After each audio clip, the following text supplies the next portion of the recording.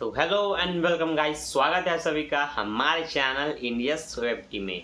आज मैं आपको बताऊंगा कक्षा 12वीं में अगर आपने कॉमर्स लिया है तो आज हम पढ़ेंगे लेखा शास्त्र अकाउंट में हम पढ़ेंगे चैप्टर 1 पार्टनरशिप अकाउंटिंग, जहां पर आप प्रॉफिट एंड लॉस अकाउंट बनाना सीखते हैं। इसके साथ साथ आप कैपिटल अकाउंट बनाते हैं। अब कुछ बच्चे हिंदी मीडियम के होंगे, कुछ इंग्लिश मीडियम के होंगे। दोनों तरह के बच्चे मेरे वीडियो को देख करके अपने प्रश्नों का सॉल्यूशन हल प्राप्त कर सकते हैं और आपको समझ भी आएगा। मैं दोनों ही तरीके से बताता हूँ, कुछ इंग्लिश में भी कुछ हिंदी में भी। हिंदी मीडियम के बच्चे इंग्लिश भी सीख जाएंगे और इंग्लिश मीडियम के बच्चे हिंदी भी सीख जाएंगे और आपको आपका प्रश्न समझ भी आ जाएगा। तो बिना किसी देरी के स्टार्ट करते हैं आज का वीडियो में मैं आपको एक बात बता दूं कि 1 से लेकर के 11 तक के प्रश्नों को हल करके मैंने ऑलरेडी अपलोड कर दिया। सब अलग अलग हैं, क्वेश्चन 1, क्वेश्चन 2, क्वेश्चन 3। तो अगर आपको किसी भी एक क्वेश्चन में डाउट होता है और आप सिर्फ वो एक क्वेश्चन देखना चाहते हैं तो आप यूट्यूब पे सर्च कर सकते हैं आपका क्लास 12 अकाउंट चैप्टर 1 या 2, उसका क्वेश्चन नंबर 5, तो आपको पूरा वो एक वीडियो मिल जाएगा। और मान लेते हैं ना मिले तो आप मेरे चैनल के अंदर विजिट कर सकते हैं, जहाँ पर आपको प्लेलिस्ट में मिल जाएगा क्लास 12 अकाउंटिंग, जहाँ पर आप अपने किसी भी चैप्टर के या किसी भी क्वेश्चन को देख करके अपने सोल्यूशन प्रश्नों का हल प्राप्त कर सकते हैं। ठीक, तो स्टार्ट करते हैं हमारा वीडियो। सबसे पहले हम बनाएंगे क्वेश्चन नंबर 12, क्योंकि 11 तक हमने बनाकर वीडियो अपलोड कर दिया है। तो क्वेश्चन नंबर 12 जहाँ पर लिखा हुआ है एक्स और वाई 3:2 के अनुपात में साझेदार है, जो 75,000 रुपये और 50,000 रुपये पूंजी लगाकर व्यवसाय आरंभ करते हैं। अब वर्ष के दौरान उन्होंने 1 जुलाई 2010 को अतिरिक्त पूंजी लगाई, जिसकी वैल्यू है एक्स के द्वारा 15,000 और वाई की 10,000। मतलब एक्स ने 15,000 लगाया और वाई ने 10,000 लगाया। पूंजी पर ब्याज वार्षिक दिया जाता है 6% की दर से, तो दोनों की पूंजी पर 6% की दर से ब्याज दिया जाएगा। अब वर्ष में आहरण किया उन्होंने 1,500 और 1,000 रुपये। ठीक, इन्फॉर्मेशन आगे और भी है, आपके पास पुस्तक होगा तो आप निकाल लेंगे तो आप ज़्यादा हमारे लिए ज़्यादा आसानी होगी। ठीक, इसके बाद इसमें बताया है वेतन। क्या बताया है? वेतन 1,000 रुपये और वो सिर्फ एक्स का है, वाई का नहीं है। कमीशन दोनों को मिला है 500 और 350 रुपये। वर्ष में हानि हुआ है इन लोग को 3,000 और 2,000 का, और आहरण पर ब्याज निकला है 90 और 60 रुपये। ठीक, अब इस इंफॉर्मेशन की सहायता से आप सबसे पहले स्थायी पूंजी खाता बनाएंगे, या तो फिर आप परिवर्तनशील पूंजी खाता भी बना सकते हैं। कोई ज़रूरी नहीं है कि पहले वो ये बोले तो वो निकालें, आप कुछ भी निकाल सकते हैं। ठीक है, तो ये डाउट तो क्लियर कि आप पहले परिवर्तनशील बनाना चाहते हैं तो आप वो भी बना सकते हैं, पहले स्थायी बनाना चाहें तो आप वो भी बना सकते हैं। ठीक, आगे बढ़ते हैं। सबसे पहले हम बनाते हैं स्थिर पूंजी खाता, क्योंकि प्रश्न में बोला गया है पूंजी स्थिर हो, इसका मतलब वो पहले स्थायी पूंजी देखना चाहता है। तो स्थायी पूंजी का कॉलम कैसे होता है आप ये देखेंगे। तो देखिए, स्थायी पूंजी का कॉलम होता है दिनांक, विवरण, खाता पृष्ठ। एक्स है तो एक्स के नाम से राशि बनेगा, वाई है तो वाई के नाम से राशि बनेगा, फिर से दिनांक, विवरण, राशि, फिर से वही खाता पृष्ठ के बाद एक्स है तो एक्स की राशि, वाई है तो वाई की राशि, जेड होता तो जेड का बनता। ठीक, तो जितने साझेदार होंगे उनके नाम से राशि का कॉलम तैयार होता है। आगे बढ़ते हैं। जब भी हम पूंजी खाता बनाते हैं तो हमें बस पूंजी को ही लिखना है। अब चाहे शुरुआत से पूंजी लगाए चाहे बीच में पूंजी लगाए, दोनों में लगाए तो फिर दोनों को जोड़ करके लिखेंगे और सिर्फ पूंजी ही लिखेंगे, बाकी कुछ भी नहीं। तो हम देखते हैं 75,000 और 50,000 रुपये लगा करके इन्होंने व्यवसाय शुरू किया था। तो हम सबसे पहले लिखेंगे, ओ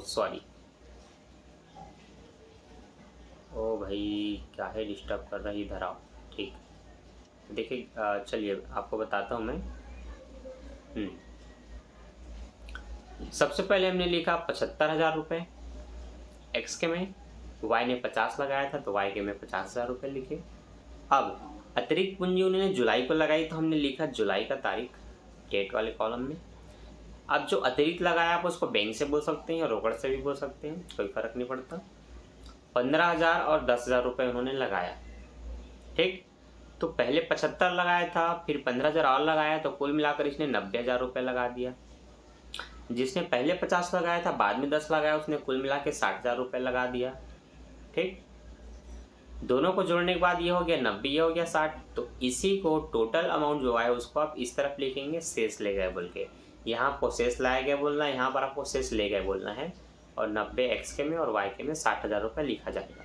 ठीक, आप इसी राशि को अगले साल के लिए शेष लाया गया बोल करके बता सकते हैं इस तरह से, और नहीं भी बताएंगे तो कोई ज़रूरत नहीं है, बस इतना ही काफ़ी। ठीक, आगे बढ़ते हैं। अब हम बनाएंगे, जब भी आप स्थायी पूंजी खाता बनाते हैं, जब आप कैपिटल फिक्स वाला बनाते हैं, फिक्स कैपिटल बनाते हैं, तब आपको चालू खाता बनाना होता है जिसको आप करेंट अकाउंट बोलते हैं। तो करेंट अकाउंट कहाँ है? जस्ट नीचे, ये रहा आपका करेंट अकाउंट। ठीक, अब हम यहाँ पर जानने की कोशिश करेंगे कि इसमें क्या क्या लिखा जाता है। ठीक है, तो देखिए, जब भी आप करेंट अकाउंट बनाते हैं तो उसमें पूंजी पर ब्याज लिखा जाता है, और पूंजी पर ब्याज आपको 6% की दर से निकालना है। ठीक है, तो देखिए, जो 75,000 था, उस 75,000 का आप 6% निकालेंगे तो आपको कुछ यूँ लिखना पड़ेगा, 75 6% मतलब 6/100, 2 जीरो से 2 जीरो कट गया। ठीक है, 2 जीरो से 2 जीरो कैंसिल हो गए, 6 शून्य 0 हुआ, 6 पंचे 30 हुआ, हासिलाई 3, 6 सत्ते 42 और 2 45। ठीक, अब हमने देखा 75,000 का 6% 4500 हुआ, लेकिन लिखा गया है 4,950, तो कुछ एक्स्ट्रा है। कैसे एक्स्ट्रा है? ठीक है, देखिए, देखते हैं। वर्ष के दौरान उन्होंने 1 जुलाई को 15,000 रुपये एक्स ने मिलाया और वाई ने 10,000 रुपये मिलाया, तो वो भी तो पूंजी है, उस पर भी ब्याज मिलेगा। ठीक है, तो चूंकि वह पूंजी 15,000 रुपये जुलाई के महीने में दिया गया 1 तारीख को, तो अब जुलाई से लेकर के दिसंबर तक गिनेंगे। तो जुलाई अगस्त सितंबर अक्टूबर नवंबर दिसंबर 6 महीने का राशि हो रहा है, इसलिए 6 महीने का ब्याज हो रहा है, तो आप उसको 6/12 लिखेंगे। क्या लिखेंगे? 6/12, क्योंकि कुल साल भर में 12 महीने होते हैं और सिर्फ 6 महीने का ब्याज देना है, इसलिए 6/12। दर है 6%, इसलिए 6/100 लिखेंगे। 2 जीरो से 2 जीरो काट दिया, 6 दूनी 12 काट दिया, और 2 तिया हमने 6 लिखा, 15 तिया ये होगा 45, 0 का 0, 450। तो पहले निकला था 4500, मतलब 4,500, 450 की कमी थी, ये 450 शून्य जोड़ेंगे तो कुल मिलाकर ये हो जाएगा 4,950। ठीक, अब जो 50,000 लगाया था उसका 6% कितना होगा वो भी देख लेते हैं। ठीक है, 1 जीरो आ रहा है, समझ लेते हैं। 2 जीरो कट गया, 2 जीरो बचा, 6 पंचे 30, मतलब निकला 3,000, लेकिन 300 और एक्स्ट्रा है तो वो भी निकल जाएगा। देखो, उसने 10,000 रुपये अतिरिक्त दिया था जुलाई में, और 6/12 लिख करके 6/100 लिखेंगे, और फिर निकाल के देखेंगे। 2 जीरो से 2 जीरो कट गया, 6 दूनी 12 कट गया, ये 2 तिया 6 और 100 तिया 300। ठीक, तो ये मल्टीप्लाई होगा तो कितना आया भाई? 300 रुपया आया। तो 3,000 में 300 की कमी थी तो वो भी निकल गया। तो इस तरह से आपका ये अमाउंट निकल गया। आई होप आपको समझ में आ गया। पूंजी पर ब्याज जब निकालेंगे तो पहले की पूंजी और बाद की पूंजी दोनों को जोड़ करके पहले की पूंजी का अलग निकलेगा, बाद की पूंजी का अलग निकालेंगे, फिर दोनों को जोड़ करके आप एक साथ यहाँ लिखेंगे। पहले की पूंजी में साल भर का निकलता है और बीच में जो लगाया गया है, तो जब भी उसने दिया पूंजी उस समय से लेकर के दिसंबर तक का या वर्ष के अंत तक का आप उसमें महीनों की संख्या का गुणा कर देंगे और उस हिसाब से उसकी पूंजी पर ब्याज निकल जाती है। ठीक, बाकी सब बहुत ही सिंपल है, जो दिया है आपको उसी को उतारना है। ठीक, तो आप प्रश्न के डब्बे में देखिए, प्रश्न के डब्बे में वेतन बताया था कि एक्स को 1,000 रुपये मिलेगा, इसलिए 1,000 रुपये लिख दिया, और कमीशन दोनों को मिला था 500 350, तो उनके में 500 350 रुपये लिख दिया। और इन्होंने आहरण किया था, एक ने 1,500 और एक ने 1,000 रुपये, तो विकलन में लिखते हैं आहरण, समाकलन में हम लिखते हैं पूंजी पर ब्याज, वेतन, कमीशन और कुछ भी लाभ जो इनको मिलना है। ठीक, जो ये लोग ले चुके हैं वो आहरण कहलाता है, तो वो विकलन में लिखा जाएगा और आहरण पर ब्याज लिखा जाएगा। अब इन दोनों को जोड़ करके इसमें से घटा देते हैं, परंतु इनको वर्ष में हानि हुआ है, अगर लाभ हुआ रहता तो इधर लिखते, परंतु हानि हुआ है तो इधर लिखा जाता है। तो हानि की राशि 3 और 2,000 है। अब दोनों पक्षों को जोड़ेंगे और आपस में घटाएंगे, तो ये जो हो रहा है जोड़ करके वो हो रहा है हमारा 6,450, और अगर मैं इन तीनों को जोड़ूं तो ये हो रहा है हमारा 4,590। दोनों को जब आपस में घटाएंगे, इसका टोटल और इसके टोटल को, तो घटाने के बाद आपको जो बैलेंस मिला वो ये है 1,860। उसी तरह से इन पक्षों को जोड़ेंगे तो ये हो रहा है 3,650, और इनको जोड़ेंगे तो ये हो रहा है 3060। अब ये 650 है वो सिर्फ 3060 है, तो यहाँ पर 590 रुपये की कमी है जो कि ये रहा। तो कमी इधर है तो कमी को इधर ही लिखेंगे। तो इस तरह से जो आपको कट करके मिलता है उसको आप बोलते हैं शेष ले गए। क्या बोलते हैं? शेष ले गए। और जो राशि ज़्यादा थी उसी को दोनों में लिख करके आप बैलेंस करते हैं। इस तरह से तो बन जाता है आपका चालू खाता। ठीक। और जो शेष ले गए उसको अगले साल ला करके भी दिखा सकते हैं। और ये भी बता रहा हूँ ज़रूरी नहीं है, चाहे तो लिख सकते हैं, नहीं तो फिर कोई बात नहीं। ठीक। आगे बढ़ते हैं। अब हम देखते हैं हमारा परिवर्तनशील पूंजी खाता। ठीक। जब आप परिवर्तनशील पूंजी खाता बनाते हैं तो आपको यह ध्यान देना है कि दोनों पूंजी खाते में अंतर क्या है। जब स्थायी पूंजी बनती है, जब फिक्स कैपिटल बनाते हैं तो वहाँ पर सिर्फ कैपिटल की एंट्री होती है, मतलब सिर्फ पूंजी को लिखा जाता है। उसके बाद उसमें चालू खाता बनता है जहाँ पर पूंजी को छोड़ करके समस्त चीज़ों को लिखा जाता है। उनको जो जो मिलना है, जो उन्होंने ले लिया, आहरण, ब्याज, कमीशन, वेतन, पूंजी पर ब्याज, सबको, लाभानी सबको। अब जब आप परिवर्तनशील पूंजी खाता बनाते हैं, ठीक है, तो इस पूंजी खाता में, इस कैपिटल अकाउंट में आपको ये ध्यान देना है कि यहाँ पर सबको लिखना है। पूंजी भी लिखना है, पूंजी पर ब्याज भी लिखना है, सब चीज़ को लिखना है, आहरण पर ब्याज वगैरह सब।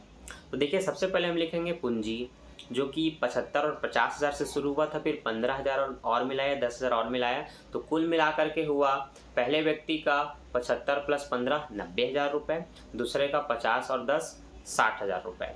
अब इसमें अलग अलग इसलिए लिखा है क्योंकि इनका डेट अलग अलग है, ये जनवरी का और ये जुलाई का है, तो आपको अलग अलग शो कर देना है। ठीक। आहरण इन्होंने किया था तो देखो आहरण 1500 1,000 रुपये लिखा है, आहरण पर ब्याज निकला है तो उसको भी यहाँ पर लिख दिया है। ठीक। आगे बढ़ते हैं, नीचे आते हैं। अब ऊपर जाना है हम लोग को।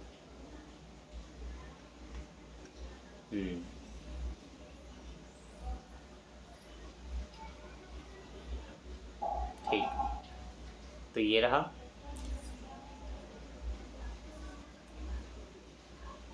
आगे इनकी पूंजी पर ब्याज आप पहले देख चुके हैं, 4,950 और 3,300 निकले हैं दूसरे का। वेतन एक को मिलना है, कमीशन दोनों को मिलना है। ठीक है। हानि हुआ है तो हानि को इस तरह से यहाँ पर लिखेंगे जो कि ये लिखा हुआ है। उसके बाद हम देखेंगे कि पूरा x का पक्ष कितना हुआ जोड़ने पर। तो अब x का पक्ष पूंजी लिखने के कारण बढ़ गया, वो हो रहा है 96,450 और y का हो रहा है 63,650, जिसमें से इनका आहरण पर ब्याज और हानि इन तीनों को जोड़ करके काटेंगे तो फिर इतना बच रहा है जो कि 91,860 रुपये। दूसरे का भी है उनकी हानि, आहरण और आहरण पर ब्याज जोड़कर घटाने के बाद इनका बच रहा है 60,590 रुपये, जिसको शेष ले गए करके लिखा है, जिसको टू बैलेंस भी बोलते हैं। और उसी को अगले साल शेष लाया करके दिखा सकते हैं, वरना ये भी जरूरी नहीं है।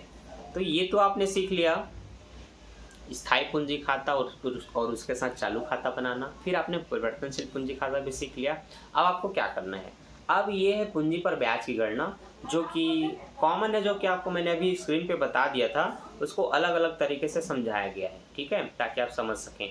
जैसे कि नॉर्मल पूंजी थी इनकी 75,000 और 50,000, जिनका अगर आप 6% निकालेंगे तो एक का निकला 4,500 और एक का निकला 3,000 रुपये। फिर उन्होंने 15,000 और 10,000 रुपये लगाया, जिस पर 6% की दर से ब्याज तो देना है, परंतु 6 महीने का ब्याज निकलेगा, इसलिए ये वाला प्रोसेस हुआ इनके में। जिसके बाद एक का निकला 450, एक का निकला 300 रुपये। बस उसी को लिख दिया और खेल खत्म हो गया। ठीक। तो ये आपके लिए ऑप्शनल है, आप चाहे तो करेंगे चाहे तो नहीं करेंगे। ठीक। तो क्वेश्चन नंबर 12 यहीं पर समाप्त होता है। अब आगे से हर प्रश्न में जहाँ पर आपको पूंजी खाता बोला हो तो आपको परिवर्तनशील पूंजी खाता बनाना है, तो स्पष्ट रूप से स्थायी बोला हो तो आपको स्थायी पूंजी खाता बनाना है, जहाँ सिर्फ पूंजी की एंट्री होगी। फिर चालू खाता बना करके बाकी चीज़ों को आप लिखेंगे और अपना खाता कंप्लीट करेंगे। ठीक। तो आगे के वीडियो आपको डे बाय डे मिलते रहेगा। आगे के प्रश्न आप बनाना चाहते हैं तो उसका पहले आप अभ्यास कर लीजिए। आप उदाहरण नंबर शायद 9-10 को कुछ को देखेंगे तो आपसे 12 बन जाएगा, और चूँकि 12 मैंने बता दिया तो आप उस उदाहरण को भी समझ सकते हैं और बना सकते हैं। तो आगे के और भी प्रश्न आप उदाहरण को बना करके इधर के प्रश्न बना सकते हैं अगर आपको जल्दी है तो। और मैंने भी इसके वीडियो अपलोड कर दिया है तो आप मेरे चैनल से भी देख सकते हैं। तो और भी वीडियो अगर आप टाइम पर पाना चाहते हैं, अपडेट रहना चाहते हैं, तो अभी चैनल को सब्सक्राइब कर लीजिए और बेल नोटिफिकेशन ऑन कर लीजिए, ताकि हर वीडियो की नोटिफिकेशन आपको टाइम पर मिल जाए। मैं मिलता हूँ नेक्स्ट वीडियो में नेक्स्ट टॉपिक के साथ। अभी के लिए bye, thanks for watching, bye bye, keep practising.